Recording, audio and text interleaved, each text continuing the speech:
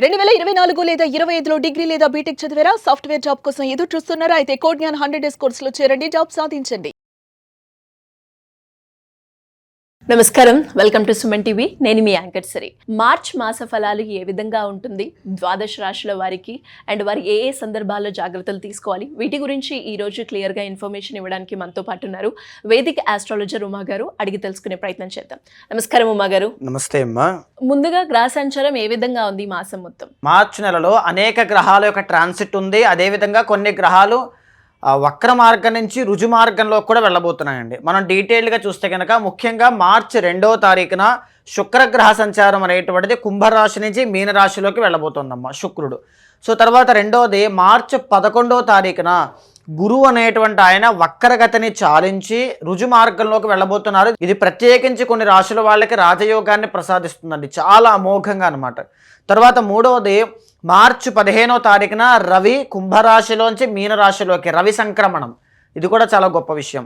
తర్వాత మార్చి 21వ తారీఖున బుధుడు అనేటువంటి ఆయన ఆల్రెడీ కుంభరాశిలో ఉన్నారు కదండి, ఆయన వక్రగతిలో ఉన్నారు.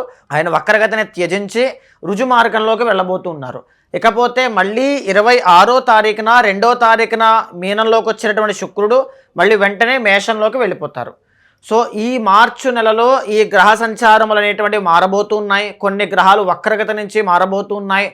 సో దీనివల్ల అనేక భిన్నమైనటువంటి మార్పులు మార్చి నెలలో అయితే చోటు చేసుకోబోతున్నాయండి. ఆర్థికంగా, ఉద్యోగపరంగా, వ్యవహారికంగా, పనుల విషయంలో, ఆరోగ్య విషయంలో, అన్ని విషయాల్లోనూ కూడా అనేక రకాల మార్పులు అయితే ప్రతి రాశి వాళ్ళకే కనబడబోతున్నాయమ్మా. గ్రహ సంచారం ఆధారంగా మకర రాశి వారికి మార్చి మాసంలో విద్యాపరంగా, ఆరోగ్యపరంగా, సంతానపరంగా, విదేశీ పరంగా ఎలా ఉంటుంది అండ్ ఏ సందర్భాల్లో జాగ్రత్తలు తీసుకోవాల్సిన అవసరం ఉందంటారు? తప్పకుండా అమ్మా. మకర రాశి వాళ్ళకి మనం చూస్తే అండి, ఏ మాసంలో నడిచేటువంటి గ్రహ సంచారములు మేజర్లీ 2వ స్థానంలో 4 గ్రహాలు, 3వ స్థానమైనటువంటి మీనంలో 2 గ్రహాలు, తరువాత మకర రాశి వాళ్ళకి 6వ స్థానంలో అంటే మిథునంలో గురుడు అనేటువంటి ఆయన నుండి 11వ తారీఖున వక్రగతిని చాలించి రుజుమార్గంలోకి రావడము, అష్టమంలో కేతు ఉండడము, ఇది వీరి యొక్క గ్రహ సంచారాలండి. కాలసర్పదోషం గోచారంలో ఉంది. అయితే మకర రాశి వాళ్ళకి ఇది ఎలా ఎఫెక్ట్ చేస్తుంది, ఎన్ని గ్రహాలు ఉన్నాయంటే బుధ, శుక్ర, శని 3 గ్రహాలు ఈ మాసంలో అనుకూలంగా ఉంటాయి. అయితే మార్చి 15వ తారీఖు దాకా ఒకలా ఉంటే మార్చి 15 తర్వాత ఇంకొకలా ఉంటుందండి. మార్చి 15వ తారీఖున రవి సంక్రమణం జరుగుతుందన్నమాట. అది 2వ స్థానంలోంచి రవి 3వ స్థానంలోకి వెళ్ళడం వల్ల ఒక విధంగా చెప్పాలంటే పాజిటివ్ ఉంటుంది, ఇంకొక విధంగా చెప్పాలంటే మార్చి 15 తర్వాత నెగిటివ్ కూడా ఉంటుంది. అది ఎలా ఉంటుందో మనం చూద్దామండి. ముఖ్యంగా జన్మ ద్వితీయ అధిపతి అయినటువంటి మకర రాశి వాళ్ళకి శని అంటే ఆరోగ్యానికి, డబ్బుకి కారణం శని. ఈ శని తత్వం ఏంటంటే ఇండివిజువల్గా, ఇండిపెండెంట్గా తన స్వశక్తి మీద స్వతహాగా సంపాదించుకునేటువంటి తత్వం అనమాట. ఆయన ఎక్కడున్నారు? 3వ స్థానంలో బాగున్నారు. దీనివల్ల ఏంటంటే తప్పకుండా వీరి యొక్క సంపాదన ఇండివిజువల్గా ఉంటుంది. వీరి సంపాదన స్లోగా శని మందగమనుడు కాబట్టి స్లోగా పెరుగుతుంది. 2027 ఎండ్ కల్లా అద్భుతమైన శుభయోగాన్ని అయితే శని ఇస్తారు. శని మంచి బాగున్నారు. వీరి కష్టాన్ని వీళ్ళు నమ్ముకుంటారు, జీవితంలో ఎదుగుతారు. ఇప్పుడైతే అలాగే ఉంది. సెకండ్ లార్డ్ ఆయన కూడా శని చెప్పుకున్నాము. తర్వాత సెకండ్ హౌస్లో ఎవరు ఉన్నారండి? రవి ఉన్నారు, తర్వాత రాహు ఉన్నారు, తర్వాత బుధుడు ఉన్నారు అండ్ ఆల్సో కుజుడు ఉన్నారు. 4 గ్రహాలు ఉన్నాయి. ఈ రవికి శనికి పడదు, ఆయన అక్కడే ఉన్నారు. రాహు ఉన్నారు. అంటే వచ్చిన డబ్బు వచ్చినట్టుగానే ఇప్పుడు వెళ్ళిపోతున్నాయండి. అవునో కాదో మీరు కింద కమెంట్ రూపంలో తెలియచేయండి. వచ్చిన డబ్బు వచ్చినట్టుగానే ఖర్చు అయిపోతాయి, నిలబడవు. ఇది వీళ్ళకు ఉన్నటువంటి దోషం. అది అన్వాంటెడ్ ఎక్స్పెన్సెస్ అని మనం చెప్పలేము, బట్ కష్టానికి సెకండ్ అంటే శని కదండి, పనికి తగ్గట్టుగా ఖర్చులు విపరీతంగా వెళ్ళిపోయేటువంటి యోగం అయితే ఉంది. అయితే ఇందులో ఈ సెకండ్ హౌస్లో ఉన్నటువంటి బుధ శుక్రులు అయితే యోగదాయకంగా ఉన్నారండి. దీనివల్ల కుటుంబం యొక్క సపోర్ట్ ప్రజెంట్ ఉంటుంది. ఏదో ఒక అదృష్ట యోగం అయితే స్లోగా పట్టబోతోంది, దీంట్లో తిరుగులేదు. ఇక్కడ మకర రాశి వాళ్ళకి మార్చి 15 తర్వాత రవి అనేటువంటి ఆయన అష్టమాధిపతి 3వ స్థానంలో యోగిస్తున్నారు కదండి. దీనివల్ల తండ్రికి ఏదైనా అనారోగ్య సమస్యలు ఉంటే అవి తగ్గడమో, వీళ్ళు పడిన కష్టానికి తగిన ప్రతిఫలాన్ని చూడడమో జనరల్లీ ఇస్తారు రవి బాగున్నప్పుడు. పనులన్నీ కూడా సకాలంలో పూర్తవడం, మంచి హెల్త్ ఉండడం, టైం టు టైం పనులన్నీ అవుతాయి, ప్రశాంతత, ఆరోగ్యం అన్నీ ఇస్తారు. కానీ అదే రవి శనితో పాటు కలయికండి. రవి శనుల యొక్క కలయిక 26 దాకా రవి శని శుక్రుల యొక్క కలయిక. సో దీనివల్ల ఏం జరుగుతుంది? వచ్చేటువంటి పనులు వస్తాయి, ఆ పని పూర్తవుతుంది, కానీ వీళ్ళకి సాటిస్ఫాక్షన్ ఉండదు.